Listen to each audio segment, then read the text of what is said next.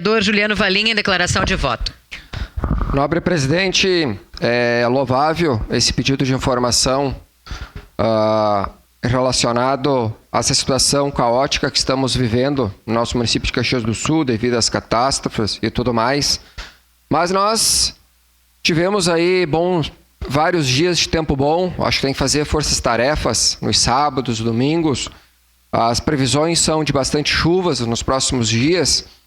Mas se você circular lá na região norte, Jardim Iracema, principalmente, Jardim das Hortência, Avenida Serrano Santo Antônio, ali Jardim Eldorado e Adorado, tem lugares que está virado em crateras.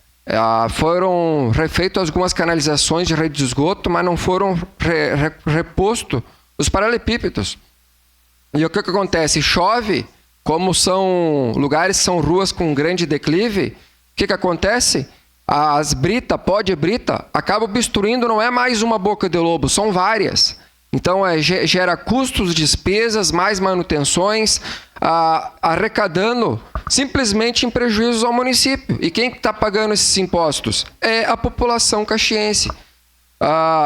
Eu acho que o prefeito Adiló é super gente fina, gente boa, mas tem que rever algumas secretarias, porque não adianta só lamentações, nós temos que ter resultados na prática. A população não quer saber se existem estradas obstruídas lá no interior, né? As pessoas querem saber do seu problema, do seu dia a dia.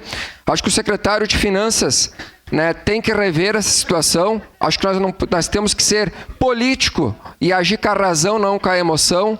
Tem certas coisas que tem que ter agilidade. Então, o secretário de Obras, Solete, também, temos que rever algumas coisas. Porque a população quer obras, quer ver máquinas lá nas ruas, quer ver equipes trabalhando, se é terceirizadas ou não, tem que ter alguém trabalhando. É forças-tarefas, mutirões por regiões, porque a população quer ver obras, quer resultados. E muito obrigado, presidente. Voto favorável e peço que os demais colegas vereadores também votem sim, porque é importante esse pedido de informação.